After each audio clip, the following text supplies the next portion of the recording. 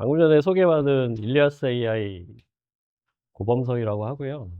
뭐 말씀하셨던 것처럼 저는 20년 넘게 IT 쪽으로 계속 디벨롭을 했었고, 회사를 운영을 하면서 뭐 캐리어들, 뭐 SKT나 삼성전자나 이런 쪽하고 많이 일을 하면서 좀 경험들을 쌓은 것들을 기반으로 해서 사실은 후각 쪽은 저희가 시작한 지는 얼마 되진 않았어요. 실제적으로 후각을 하기 전에는 시각적으로 얼굴 인식 쪽이나 그런 쪽으로 포커스를 맞춰서 많은 일들을 했었는데, 뭐 다 아시겠지만 중국이 너무 얼굴 인식이나 이런 쪽은 거의 뭐 제가 보기에는 탑 레벨이더라고요. 그래서 그런 것하고는 좀 변화를 시켜서 뭔가 할 수 있는 분야나 뭐 이런 게 있지 않을까? 라고 생각을 해서 일단은 리서치를 하다가 당시에는 인텔 쪽하고 커뮤니케이션 좀 했었고요. 근데 실질적으로 컨셉도 좋고 이게 제품으로 나오면 되게 센세이셔널 하겠다라는 생각은 하긴 했지만 아직 갈 길은 멀더라고요. 그래서 그러면서 새로운 것들을 찾기 위해서 우리가 뭐 아직은 저희가 이제 걸음마 수준이기 때문에 우리 수준에서 할 수 있는 게 뭐가 있을까라는 부분들을 생각을 하면서 저희가 좀 뭐 기사 검색을 해보시면 아시겠지만 후각으로 냄새로 마약을 디텍팅할 수 있는 플랫폼이나 이런 것들을 개발하기 위해서 노력을 하고 있어요. 그래서 오늘 이제 제목도 냄새하고 향기인데, 그리고 거기에 대한 도전과 이제 변화를 어떻게 우리는 가져갈 것인가에 대한 주제로 이제 제가 목이 안 좋거든요. 그래서 최대한 빠르게 하고 질의응답하는 형태로 일단 진행을 하겠습니다. 또 뭐 여기 다들 전문가시니까 제가 뭐 여기서 학술적으로 뭔가 전달 드리기보다는 실제 제가 생각하고 했던 것들, 그리고 실행하고 있는 것들, 뭐 이런 것들 위주로 이제 간단하게 말씀드리고, 기술적인 내용이 전혀 없으면 안 될 것 같아서 저희가 지금 디벨롭하고 있는 내용까지 지금 추가를 하는 좌표고요. 다 아시겠지만 냄새를 저희는 아직까지는 볼 수는 없잖아요. 볼 수 없는데 이것들을 어떤 식으로 디지타이징을 해서 시각화시켜서 산업적으로나 뭐 과학적으로나 인류한테 좀 도움이 될 수 있는 것들을 뭐가 있을까라는 고민을 했었고, 그러면서 이제 냄새 같은 경우에는 좀 부정적인 느낌이 많잖아요. 향기 같은 경우에는 되게 긍정적인 느낌이 많고, 근데 결국에는 사전적인 의미를 보면 냄새는 코로 맡을 수 있는 온갖 기운이라고 딱 나와 있거든요. 근데 저희가 다루는 거는, 제가 다루고 싶은 거는 향기라기보다는 국내 같은 경우에는 후각적으로 한다고 하면 조향 쪽이나 그런 쪽에 많이 포커스가 맞춰져 있는 것 같아요. 예, 제가 다루고 싶고 제가 전달하고 싶은 내용은 이 세상에 존재하는 냄새들이 어떻게 하면 정말 디지타이징을 해서 그거를 눈에 보이게끔 해서 이런 것들을 전달을 하고 이거를 프로세싱 해서 사용할 수 있게끔 할 수 있는 그게 무엇이냐라는 것들을 연구를 하고 있고, 뭐 디지스트도 마찬가지로 그런 연구들을 하고 있으니 뭐 나중에 저희하고 같이 그런 논의나 이런 것들을 계속 해봤으면 좋겠습니다. 그래서 저희는 현재 냄새 플러스 AI를 저희가 해왔던 기술 자체가 AI 쪽이기 때문에 AI 기술들을 연결을 시켜서 냄새를 인지할 수 있는 방법은 뭐가 있을까? 여러 가지 지금 반도체 쪽에서도 교수님도 오셨는데 AI 반도체나 이게 지금 되게 빠르게 올라오면서 어, 가능성은 높아지고 있지만 그 결과값들이 언제 나올지는 사실은 언제쯤 나올 수 있을까요? 좀 빨리 나와 주시면 저희도 산업적으로 빨리 활용해 보고 싶거든요. 그래서 지금 현재로서 저희가 할 수 있는 부분들을 디벨롭을 하고 있고요. 그래서 저희는 지금 현재 냄새 데이터를 수집하고 수집된 데이터들을 기반으로 해서 딥러닝을 시키고 센서가 반응하는 것들 딥러닝을 시키고 그 냄새에 대한 데이터를 가지고서 이게 뭐 예를 들어서 필로포닐 확률이 몇 프로야 이런 것들을 체크하는 탐지 쪽으로 먼저 접근을 하고 있습니다. 그리고 이제 챌린지라는 말하고 체인지라는 텍스트가 있는데 혹시 여기 보이시는 다르파라는 조직 혹시 아시나요? 다르파? 아시죠? 미국 국방부 산하기관이거든요. 저희 인원이 제가 알고 있기로 몇 년 전에 150명 정도뿐이 안 돼요. 저희 직원이. 근데 프로젝트 진행하는 거는 제가 알고 있기로는 수십억 불 되거든요.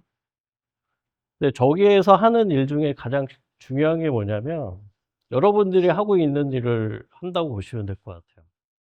그게 뭐냐면 우리나라는 프로젝트나 과제를 하면 성공을 해야 되잖아요. 3년 안에, 5년 안에. 근데 저기는 과제를 했는데 3년 안에 성공을 하면 그거는 실패한 프로젝트거든요. 이제 발상 자체가 완전히 틀리죠. 그렇기 때문에 저기에서 군사기술을 위해서 디벨롭을 하고 연구비를 책정을 해서 하긴 하지만 실제적으로 우리가 사용하고 있는 GPS라든가 뭐 이런 것들이 다 그쪽 기술로 다르파에서 연구비를 책정한 걸로 해서 우리가 지금 현재 사용하고 있는 거고 그 시도들을 계속하고 있어요. 디지스트도 아마 로봇 쪽을 연구하는 팀들 되게 많을 것 같아요. 근데 몇 년 전에, 뭐, 불과 몇 년 안 된 것 같아요. 7, 8년 전에 그 MIT 쪽 교수님, 이제 한국인 교수님인데, 그 전까지만 해도 대부분 로봇팔이나 이런 것들 외에는 전기 모터를 썼었거든요. 그 실제로 로봇견이나 뭐, 예를 들어서 규모가 큰 로봇 같은 경우에는 대부분 유압을 썼죠.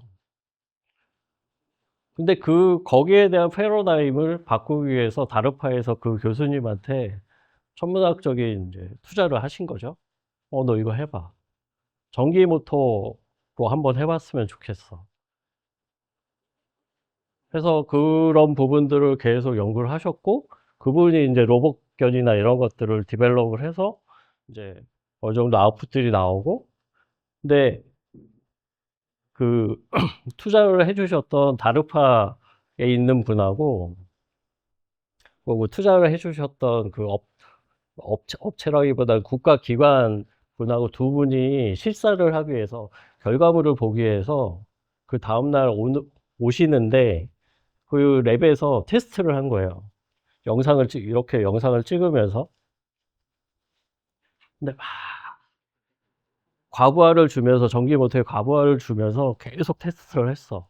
근데 이게 과부하를 주니까 타버린 거예요. 근데 그분들이 다음날 오시잖아. 그럼 우리나라는 어떻게 됐을까요? 제가 질문을 주고 과제를 하시면서 우리나라는 다음날 IITP 정보통신부 차관이 와가지고 봐야 되는데 보여줄 게 지금 영상뿐이 없어. 우리나라는 어떤 식으로 반응을 할까요? 제가 보기에는 한 90% 이상은 야 이거 연구비 다 회수해. 이거 뭐 하는 짓이야? 왜 이런 식으로 만들어놔?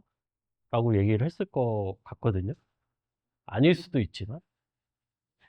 근데 다음날 와가지고 다르파 프로젝트 담당자하고 그 국가기관에서 제품을 없잖아. 타버린 것뿐이 없으니까.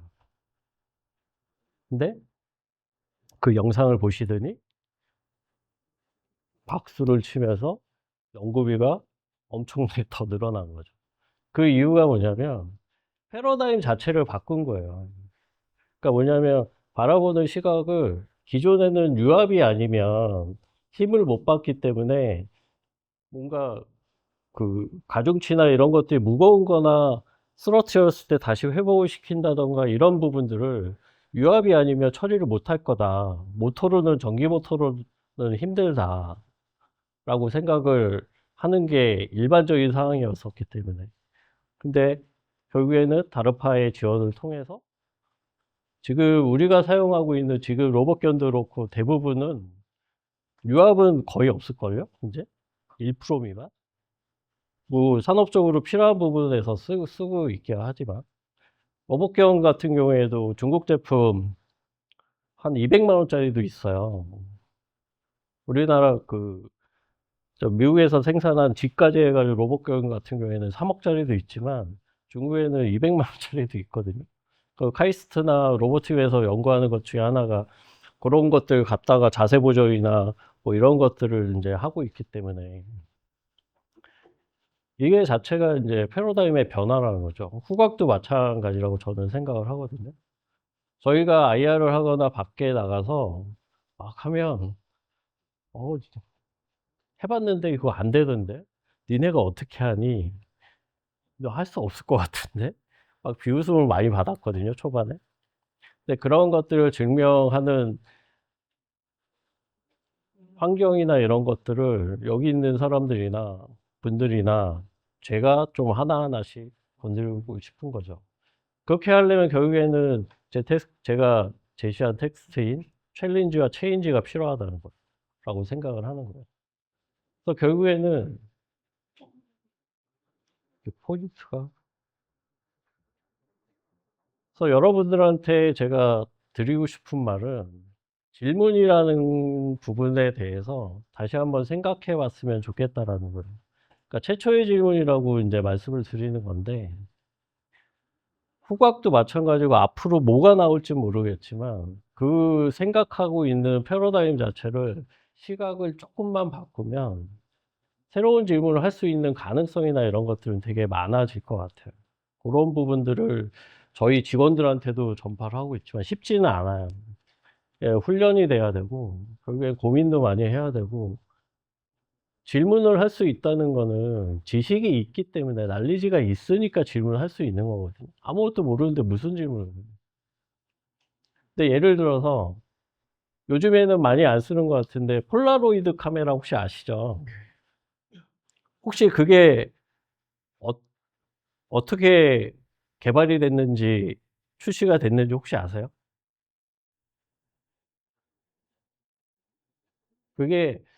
그게 한 1950년대? 50년대였을 것 같은데 그 카메라를 개발하는 아빠가 아이를 데리고서 여행을 간 거예요. 오래간만에 막 연구만 하다가 여행을 갔는데 4살짜리 딸내미가 아빠한테 거기서도 막 사진을 찍었겠죠.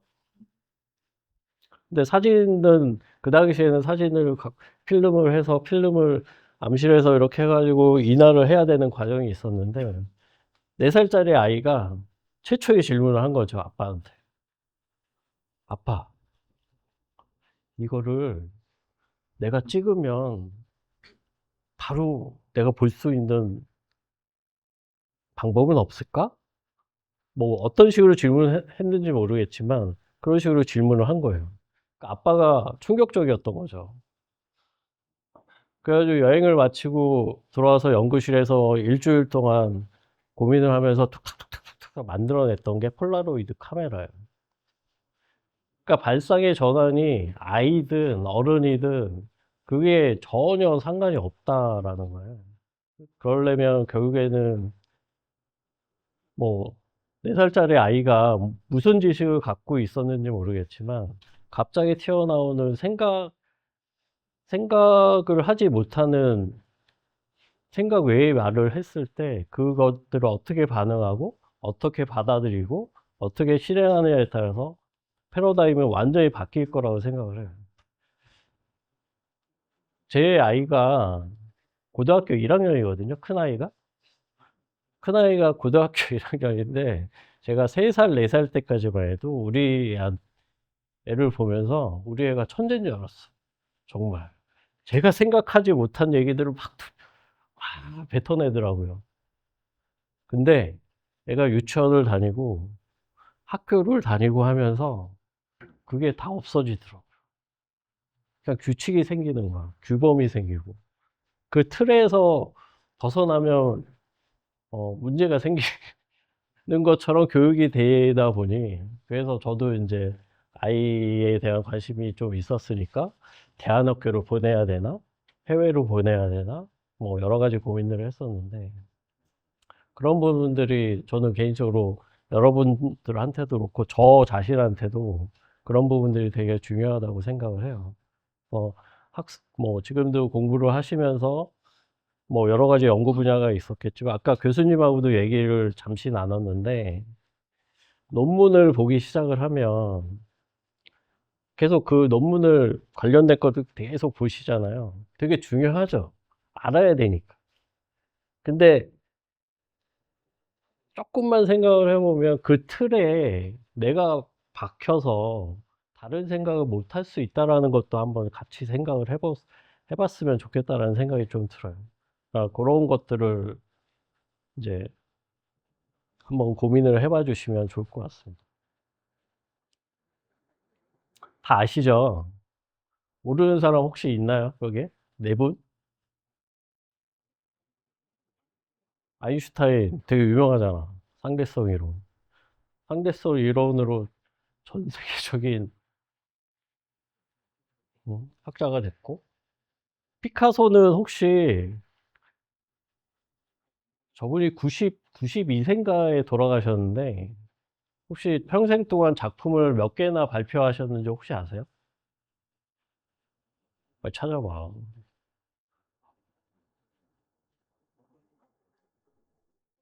찾아보시면, 그쵸. 3만 개요, 3만 개. 상상이나 되세요? 상상이 되세요? 3만 개를 어떻게 생산을 해?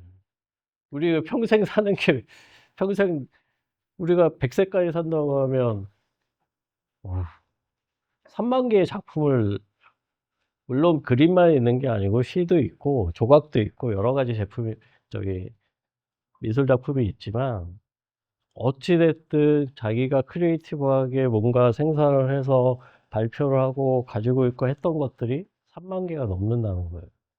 그거는 다르게 얘기하면 틀에 박히지 않고 뭔가를 계속 끊임없이 시도를 했다라는 증거라고 저는 생각을 하거든요. 아인슈타인도 되게 어찌됐든 한 분야에 대해서 파고 팔아서 그것들을 되게 우리 인류에 적용을 해서 저희가 이렇게 잘 살고 있긴 하지만 제 입장에서는 아인슈타인을 따르기보다는 파블로 피카소처럼 끊임없는 시도와 새로운 고찰을 통해서 새로운 것들을 뭔가 계속 트라이하는 게 훨씬 더 중요하다고 생각을 하고 있는 거예요. 또 하나는 이제 토마스 에디슨하고 니콜라 테슬라하고 비교를 해보면 제가 보기에 테슬라는 천재죠. 어? 어떻게 직류만 있을 때 교류를 이거를 산업화를 어떻게 시킬까? 에디슨은 우리 어렸을 때는 과학자라고 했던 것 같은데 요즘에는 과학자라고 안 하는 것 같아요. 발명가라고 하지. 그 이유는 제 생각은 그래요. 전화를 누가 발명했죠? 혹시? 전화. 전화기. 모르? 아, 이거 모르네. 벨이죠, 벨. 벨이 개발을 했는데 벨이 이거를 산업적으로 정말 우리가 쓰는 것처럼 산업화를 시켰을까요? 못했거든요. 기술을 개발을 했지만 에디슨은 그 당시에는 벨이 맨 처음에 그 전화기를 디벨롭을 했을 때 송수화기가 여기에 다 있었어. 그러니까 여기에서 말하고 여기에서 듣는 거야. 말하고 듣고 말하고 듣고 불편하잖아요. 에디슨은 딱 한 가지 한 거야. 불편한 거를 해결해 줬어. 그냥 이거를 연결시켜 가지고 이렇게 만든 거야. 여기서 말하고 여기서 듣고. 그래서 대박이 났죠. 그런 것처럼 피카소는 계속 도전을 했고 에디슨은 계속 뭔가를 새로운 게 자기가 개발한 것도 있겠지만 새로운 것들을 바라보는 시각이나 이런 부분들을 계속 변화를 시켰던 거죠. 그러면서 사업적으로 성공을 하고 여러 가지 우리한테 지금 잘 활용되고 있는 여러 가지들을 디벨롭해서 저희가 사용을 하고 있는 거죠. 이렇게 이제 챌린지와 체인지에 대한 부분이 분명히 있고 깊숙이 하는 것도 중요하지만 제 입장이나 기업이나 이제 산업적으로 보면 훨씬 더 중요한 게 제 입장에서는 챌린지와 체인지가 더 중요하다고 생각을 한다고 말씀을 드립니다. 저희가 어찌됐든 냄새를 다루고 있기 때문에 아까 초반에도 말씀을 드렸지만 결국에는 냄새를 어떻게 하면 시각화시킬 수 있는 방법이 뭐가 있을까? 뭐 여러분들 다들 아시겠지만 색상표 하면 떠오르시죠? 색상표. RGB 값으로 해서 뭐 256개 RGB 값으로 뭐 다 돼 있잖아요. 떠오르죠? 그럼 사운드나 오디오 같은 경우에는 뭐 웨이브 포맷도 그렇고 주파수 내어폭이나 이런 것들을 통해서 파형이 있을 거고 그런 것들을 가지고서 우리가 뭔가 프로세싱을 하거나 사용을 하거나 변형을 시키거나 할 수 있죠. 근데 냄새는 혹시 연상되는 거 혹시 있으신가요? 냄새하면? 악취 뭐 이런 거 말고 아, 어떻게 디지털화 돼 있어서 그런 것들을 활용하고 있는 분야나 이런 게 혹시 있을까요? 저 좀 알려주시면 좋을 것 같아서. 제가 보기에는 아직까지는 그런 부분들이 많지 않은 것 같아요. 어딘가에는 디벨롭 하면서 있을 것 같다라는 생각이 드는데 저희가 리서치한 결과로는 없는 것 같아요. 그래서 그런 부분들을 저는 시각화를 어떻게 시킬 것인가에 대한 부분들을 고민을 하고 있는 거고 그런 부분에 여러 가지가 있겠지만 결국에 저희는 시각화를 시키려고 하면 결국에 색상표 RGB 값을 사용을 하든 색상을 사용하든 지금 현재로서는 그렇게 할 수밖에 없어. 아니면 화학적인 구조나 이런 것들을 원료하고 향기하고 합성을 시켜가지고 매칭을 시키면 좋겠는데 유사도는 있지만 화학 구조나 화학식이나 원료하고 뭐 매칭을 시켜서 냄새하고 매칭을 시키더라도 유사도는 있지만 100% 동일하지 않다라는 게 이제 맹점인 거예요. 그걸 얼마나 잘 표현할 것인가라는 난제가 있는 거고 그런 부분들을 우리가 어떤 식으로 해결을 할 것인가. 네, 뭐 뒤쪽에서 잠깐 얘기를 하겠지만 그런 것들을 해결할 수 있는 방법이나 이런 것들이 뭐 저희도 좀 트라이를 하고 있지만 해외에서도 사례들이 있으니까 간단하게 말씀드릴게요.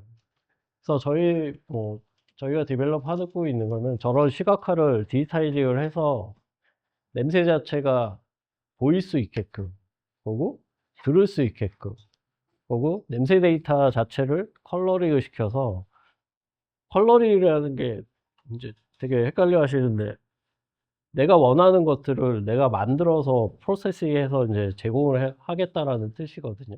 저희가 사용하는 의미는. 그러니까 뭐 예를 들어 레시피를 만들든 아니면 새로운 향기를 만들어내든 저희가 데이터베이스가 뭐 구축이 다 되어 있다라고 하면 지금 샤넬이나 이런 데서 향수 하나 그 원료 물질을 하나 디벨롭 하는데 3.5년 정도 걸리거든요. 3.5년이 걸리는 이유는 되게 간단하죠.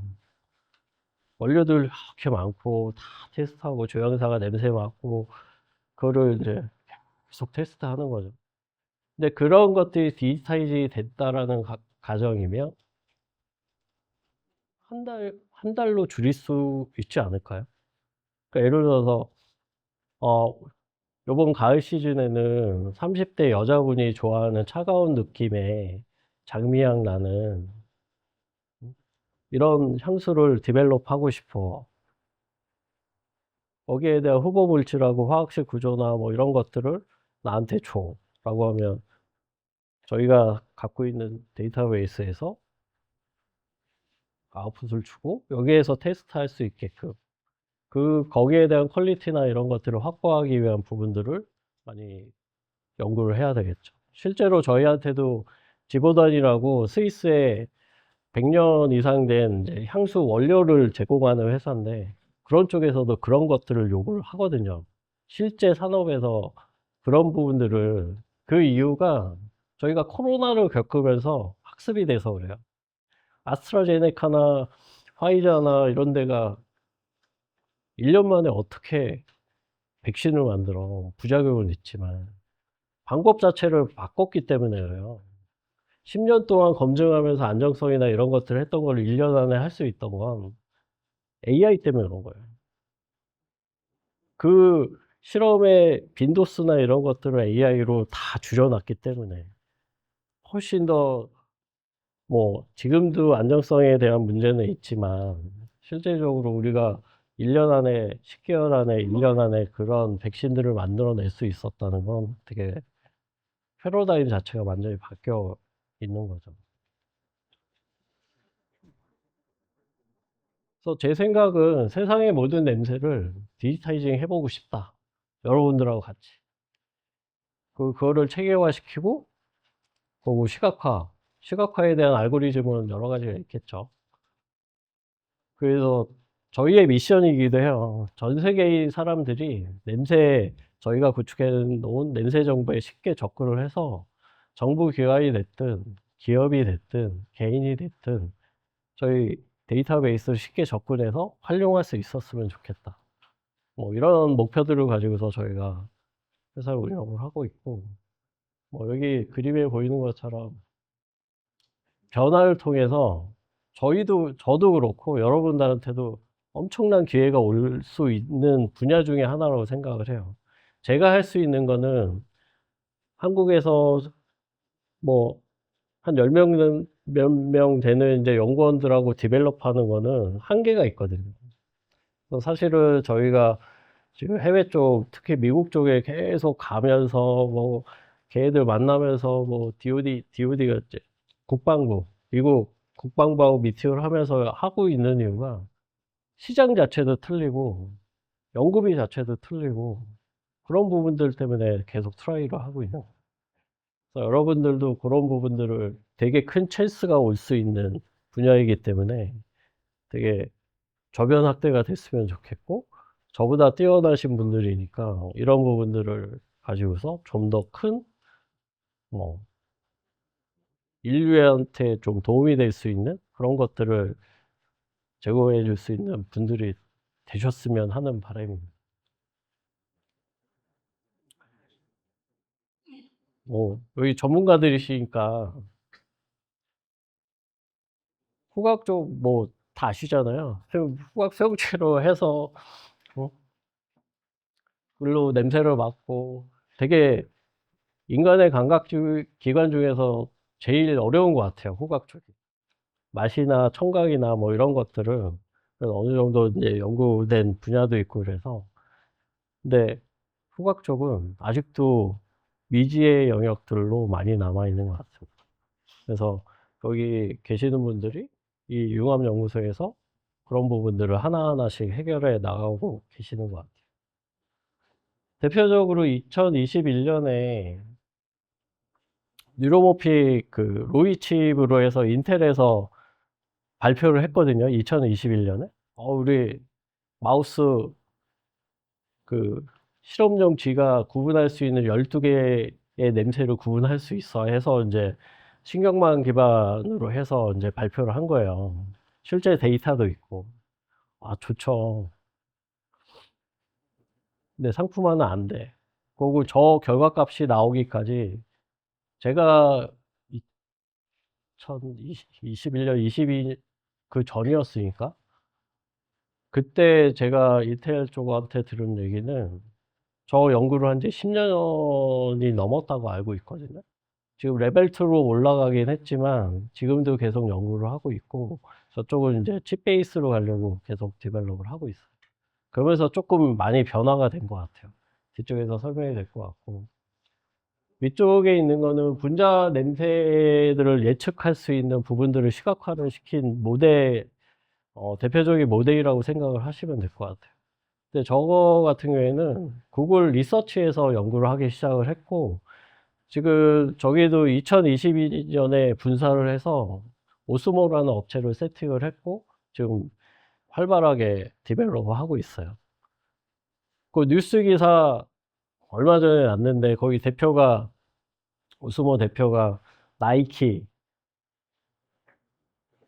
정품을 구분해낼 수 있다 냄새로 해서 그런 것들을 발표를 했잖아요.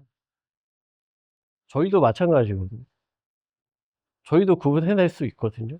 그 이유는 지금 그런 기술들을 개발을 하고 있고 저희가 냄새로 해서 그런 부분들을 뭐 예를 들어서 샤넬에서 백을 하나 만드는데 여기에는 라인에는 이 백을 만들기 위해서 A라는 가죽이 사용이 될 거고 거기에다 어떤 화학약품이 뭐 투입이 될 거고 뭐 본드를 어떻게 쓸 거고 이런 데이터들이 다 있을 거예요. 그거를 학습을 시켜서 삐품을 만드는 쪽은 동일하게 다 만들 수는 없을 거 아니에요.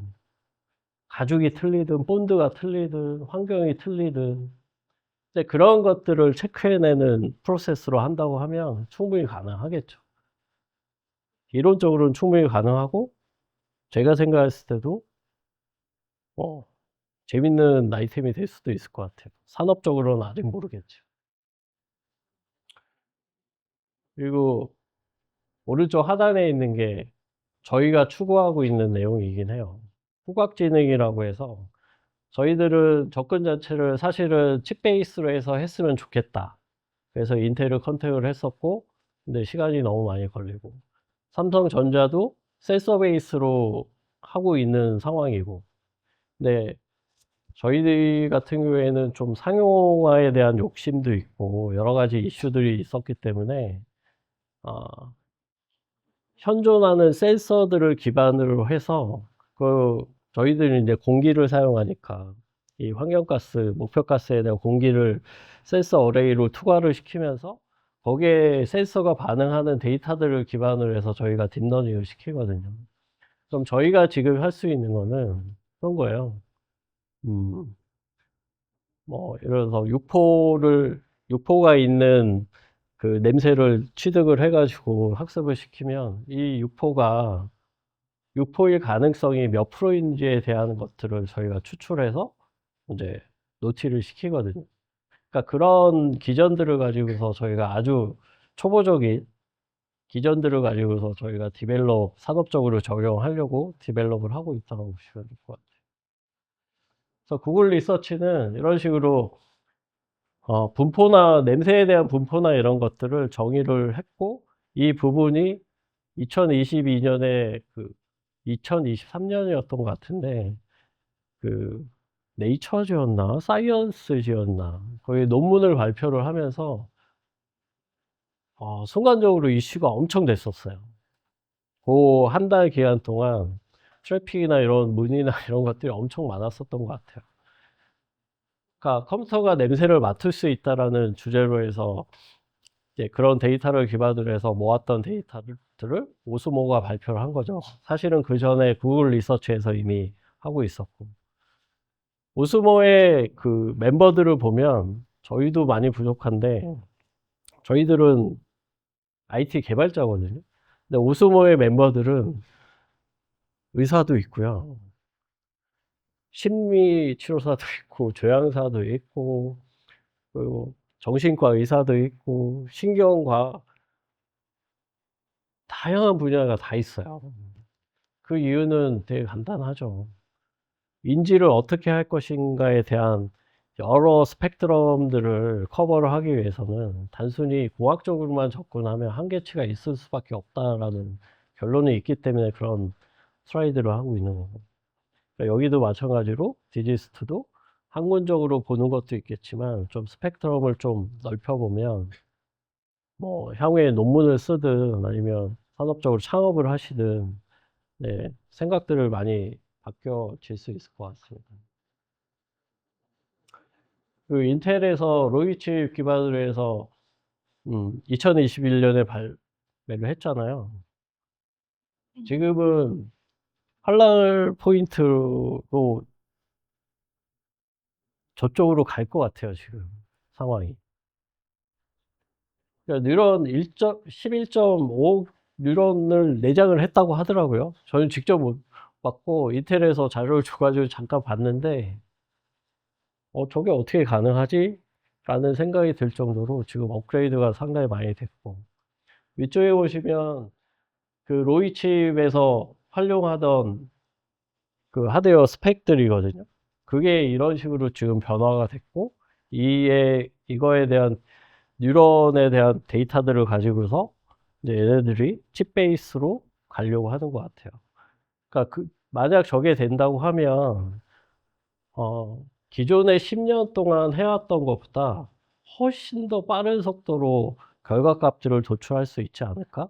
그리고 칩 베이스로 뭔가 후각이 됐든 뭐가 됐든 만들어낼 수 있지 않을까라는 희망을 갖고 있어요. 그래서 저희도 마찬가지로 저희도 센서 베이스로 하고 있지만 저희 플랫폼 입장에서는 인텔이 됐건 삼성전자가 됐건 그 하드웨어 제품들을 가져다가 저희가 프로세싱을 할 거기 때문에 하드웨어하고는 독립적으로 사용할 수 있는 플랫폼을 만드는 것들을 고민을 하고 있기 때문에 그런 부분들을 계속 리서치를 하고 있습니다. 마이크로소프트도 하고 있어요. 장난으로 저를 만들었다고 하더라고요. 미국의 벤자민인가? 저 친구가. 근데 저거는 전자코이긴 한데 실제적으로 이제 바게트나 몇 가지 냄새를 억세스를 해서 그거를 이제 판단을 할 수 있게끔 AI로 만들어서 자기네 애저 시스템에서 돌릴 수 있게끔 저게 시발점이 돼서 지금 미국 쪽에 마이크로소프트 조직이 하나 생겼다고 하더라고요. 후각적으로 연구하는 조직이 세팅이 됐고 그런 부분들이 산업적으로 갈 수 있는 방향성이나 이런 것들을 계속 고민을 하고 있고 사실 저희도 챗GPT를 많이 이용을 하고 있는데 향후에는 그렇게 될 것 같아요. 챗GPT하고 연결이 돼서 거기에 대한 데이터나 이런 것들을 어떤 식으로 활용할지 모르겠지만 패러다임 자체는 저도 초기라고 생각을 했는데 전 세계적으로 일단 후각 쪽도 일단 IT적인 접근 방법으로 일단은 트라이들을 지금 현재 많이 하고 있다는 게 반증되는 결과라고 볼 수 있을 것 같습니다. 이거는 저희 거예요. 저희가 어떻게 하고 있는지. 저희는 이제 지금 대마초하고 필로폰 데이터를 가지고서 프로세싱을 하고 있고 그래서 이런 공간에 되게 이제 저희가 IR을 하거나 할 때 질문을 제일 많이 하는 게 니네가 마약을 어떻게 다루니? 마약 데이터를 어떻게 가져올 수 있니? 이런 질문이 많은데 저희 일리아스 AI는 마약을 취급할 수 있는 식약처에서 허가를 받았고요. 라이센스가 있어요. 그래서 저희가 19종의 마약을 구매를 하거나 불화를 받거나 할 수 있는 권한은 가지고 있거든요. 근데 이게 관리가 되게 잘 돼야 돼서 저희도 지금은 원자력 연구소에서 그러니까 이런 공간이 있어요. 원자력 연구소에 가면 한 60억 정도의 그 마약들이 한 10종 정도가 있는데 대마초 같은 경우에 대마초가 예를 들어서 100g이 있다 그러면은 그 안에다가 거즈를 넣어요. 그 막혀 있는 공간에 거즈를 올려놓거든요. 거기서 24시간이 지난 다음에 저희가 가져오는 거는 그 거즈를 갖고 와. 그 거즈를 갖고 와서 여기에 있는 환경가스 있잖아요. 그러니까 저희는 이제 이거를 환경가스라고 했는데 이 거즈는 아주 미세하게 미량으로 묻어 있거든요. 대마초에 대한 성분이나 이런 것들이 공기가 순환을 하면서 그것들을 같이 해서 챔버에서 본배에서 그것들을 수집을 하고 수집된 것들을 통과를 시켜가지고 저희가 센서 어레이라는 기술들을 사용을 하고 있고 거기에서 센서들이 반응하는 것들을 저희가 체크를 해요. 그러면서 실제적으로 센서가 어떤 식으로 반응을 하느냐에 따라서 저희들은 그 데이터를 가지고서 러닝을 시키고 있고 솔직히 이제 빅데이터가 한 번 학습을 시킨다고 해서 되는 게 아니기 때문에 저희가 이제 버추얼 데이터들을 만들거든요. 버추얼 센싱이라는 부분들을 적용을 해요. 그러니까 퀄리티가 좀 높아지려면 결국에는 센서들이 어떻게 반응하는지에 대한 데이터를 많이 습득을 해야 되는데, 물리적으로 항상 계속 뭔가를 하면서 하기는 힘들기 때문에 실제로 담배 데이터를 넣는다든지 온도나 전압에 대한 볼테지를 변경을 시켜서 한다든지 이런 것들을 이제 논리적으로 변형을 시켜가면서 데이터를 입력을 하고, 그 노이즈 데이터들을 입력을 하면서 거기에서 저희가 취득할 수 있는 정보나 이런 것들을 저희가 학습을 시켜서 센서에서 체크를 하고 센서 반응에 대한 데이터들을 계속 수집을 하거든요. 그래서 결국에는 저희가 그래서 음, 이런 컨디션들 센서가 반응하는 것들을 이거는 피지컬이라고 보시면 될 것 같고요.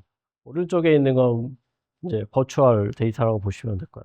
그러니까 온도, 습도, 센서가 반응하는 내용들에 대해서 다 체크를 하고 거기 그 데이터베이스를 저희가 구축을 했고요. 구축된 데이터는 지금 담배 데이터하고 육포 데이터하고 필로폰하고 대마초 이렇게 4종이 되어 있습니다.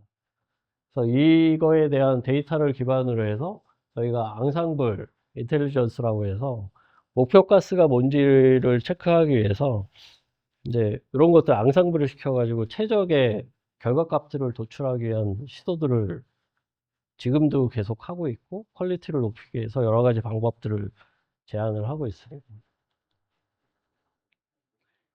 저희 결과값인데요.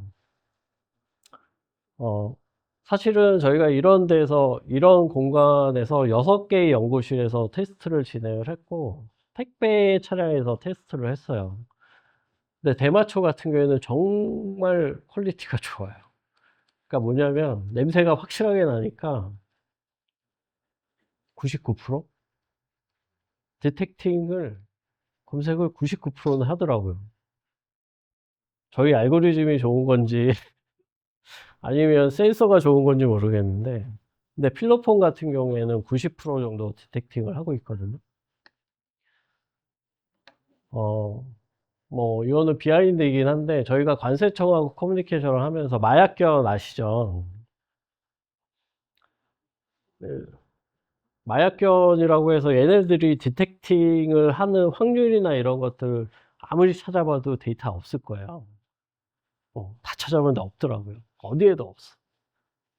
근데 관세청 직원이 그 얘기를 하더라고요. 전 세계 어디에도 그거를 오픈하지 않는다. 그 이유는 뭐 여러 가지가 있겠죠. 오픈되면 안 되니까. 근데 오프 더 레코드로 이제 얘기를 하시는 게, 마약견이 디텍팅 하는 확률이 80% 정도라고 하더라고요.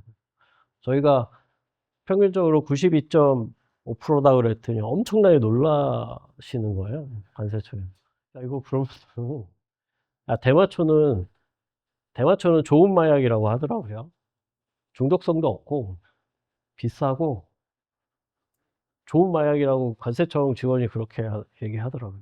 근데 필로폰은 되게 안 좋은 마약이래요. 이유가 화학적으로 만드는 거고, 냄새도 엄청나게 강하고, 몸을 진짜로 피폐하게 만들고, 중독성이 엄청나대요. 그래서 관세청에서 요청을 하는 거는 저희한테 필로폰 하나만 검색이 되더라도 참 좋겠다. 후각으로. 그 이유가 뭐냐면, 지금 현재 엑스레이로 하고 있고, 이온스케라라는 제품으로 하고 있고, 라만 분광기로 하고 있는데, 엑스레이는 특정할 수도 없고 주관적인 판단이 될 수밖에 없잖아요. 근데 그래서 그 뭐 의심 가는 사람들이나 이런 쪽을 다시 옆쪽으로 와가지고 수압을 다 열어가지고 이렇게 이온 스캐너 보면 이런 식의 이제 봉이 있거든요. 메인의 장치에 가서 그 봉을 갖다가 이렇게 막 스캐닝을 해요. 접촉을 시키는 거죠. 근데 예를 들어서 이게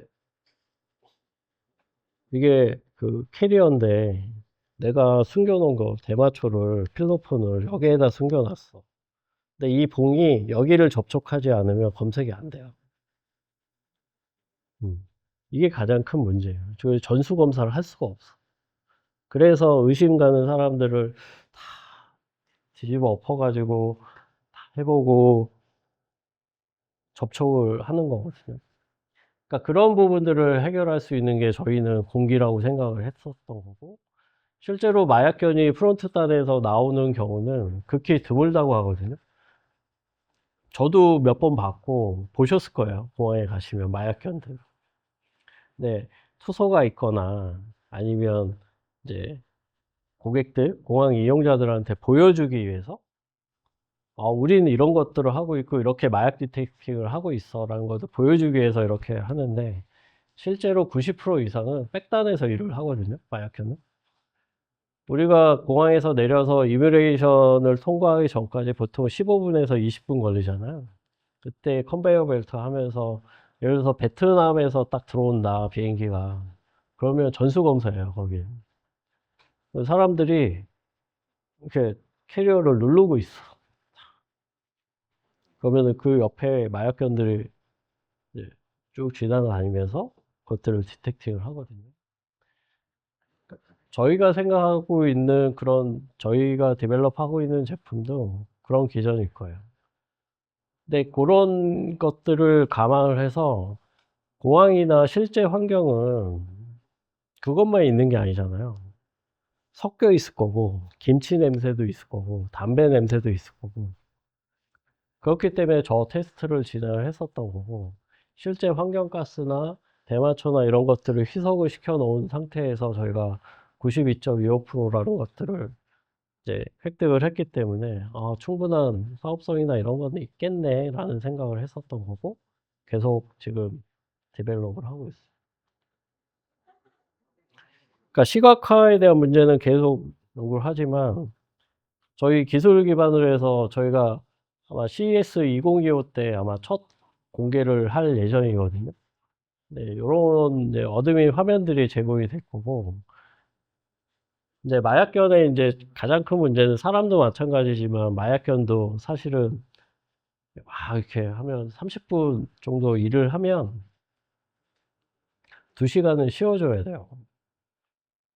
왜냐하면 저희도 그렇잖아요. 사람도 갑자기 뭐 화장실을 들어간다거나 병원에 암모니아 냄새나 뭐 이런 것들이 있는데 딱 들어가면 냄새가 확 나잖아요. 근데 10분 정도 지나면 냄새 잘 못 느끼잖아요. 동물이 거기에 적응을 하기 때문에. 근데 쟤네들도 마찬가지 기전이라고 하더라고요. 그때 퀄리티가 확 떨어지기 때문에 인위적으로 2시간 정도 휴식 시간을 줄 수 있게끔 하는 프로세스를 갖고 있더라고요. 그래서 저희 같은 경우에는 24시간 사용할 수 있으니까.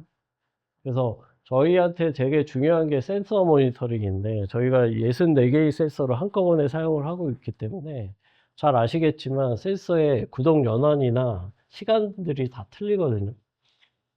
그래서 실제적으로 센서가 어떻게 반응하고 센서에 문제가 발생하거나 이런 것들을 실시간으로 알람을 띄우면서 할 수 있게끔 저희가 시스템을 구현을 해놨고, 이제 저희는 일단은 시각화를 저런 식으로 이제 표현을 하고 있어요. 빨간색으로 보이는 부분이 좀 센서의 반응이나 이런 것들이 되게 강력하고 퀄리티가 높다.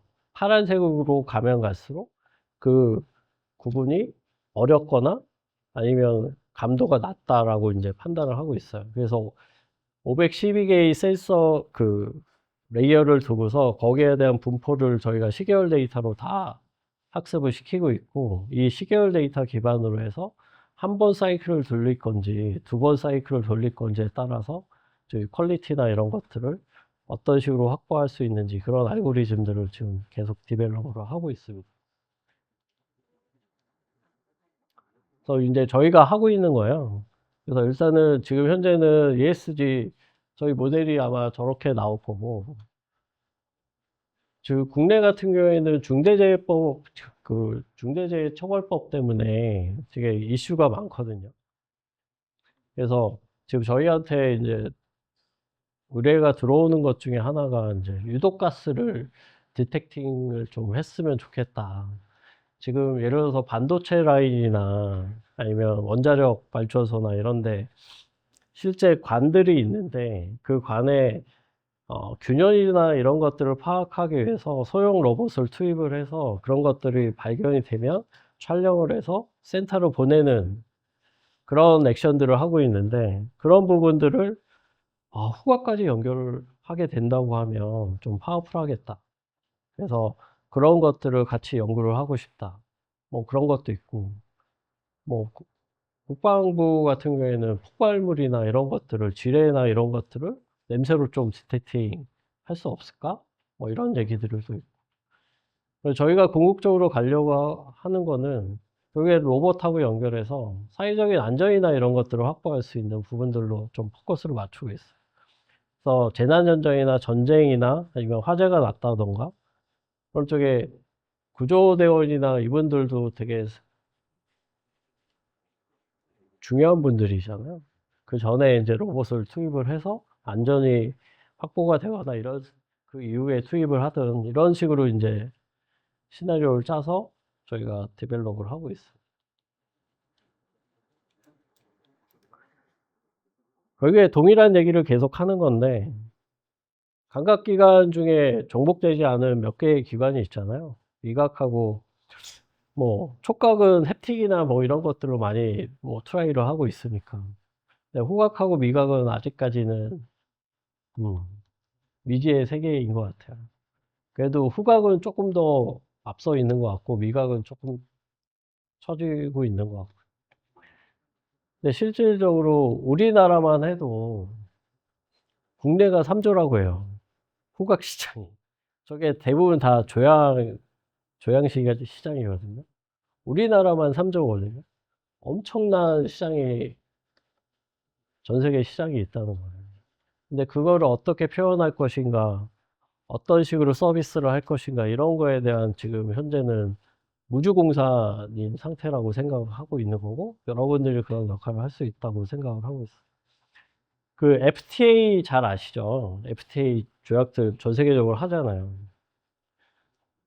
지금 FTA 쪽에서는 냄새 데이터에 대한 라이센스 문제들이 논의가 실제로 조금씩 논의가 되고 있는 상황이고, 실제적으로 냄새 데이터에 대한 표준화 작업이나 이런 것들이 필요하다라고 뭐 이런 것들이 이제 논의가 지금 되고 있는 것 같아요. 그래서 사실은 저희도 네, 그런데 이제 노트를 하거나 레코멘데이션을 하거나 그런 레코멘데이션이 되기까지 그런 과정들이 필요하겠지만 그런 역할도 좀 해봤으면 좋겠고. 그러니까 후각이라는 시장 자체가 생소하긴 하지만 여러분들이야 전문가시지만 밖에 나가면 솔직히 어, 사기꾼이에요, 사기꾼. 밖에 나가면 그게 가능해요? 안 되는데. 왜냐하면 다 화학적으로 접근하거든요. 화학 기반으로 그냥 접근해버리면 답이 없거든요. 그래서 저희 똑같은 얘기지만 생각하는 패턴 자체를 1도씩만 약간씩만 변형을 해주고 생각하는 패턴을 약간만 바꾸면 음, 저보다 훨씬 더 IQ도 좋고 능력이 뛰어나신 분들이기 때문에 더 좋은 아이디어가 산업적으로 큰 역할을 할 수 있는 새로운 패러다임을 만들어낼 수 있을 거라고 생각을 해요.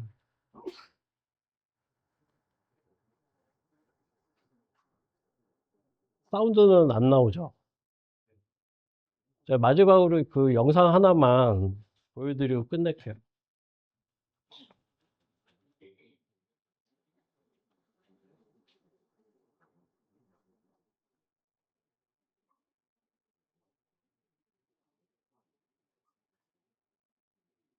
예, 그 샌프란시스코에서 UKC라고 거기에 이제 저희가 발표하면서 안 나오네.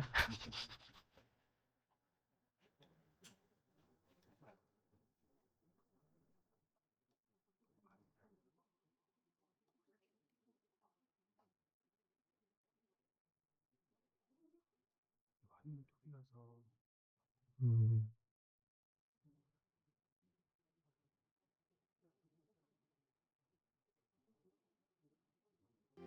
사운드가 나오면 좀 더 나을 것 같아요. 저희가 8월 달에 샌프란시스코에서 발표했던 영상 중에 하나거든요.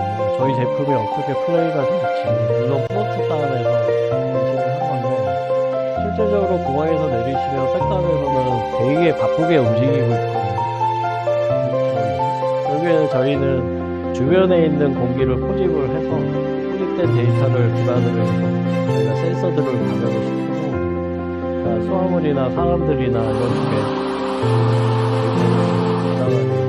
프로세싱을 하고 그 결과값들을 저희가 전자식이나 화학식이나 이런 것들 추론을 해서 이게 대마초인지 필러폰인지 의심이 되는 그런 캐리어다라는 시그널을 이제 저희가 시스템 화면에서 다 제공을 해줄 수 있게끔 이런 영상들의 캐시를 보여주는 영상이라고 봐주시면 될 것 같아요. 네, 일단 뭐 재미없는 얘기 조용히 잘 들어주셔서 감사하고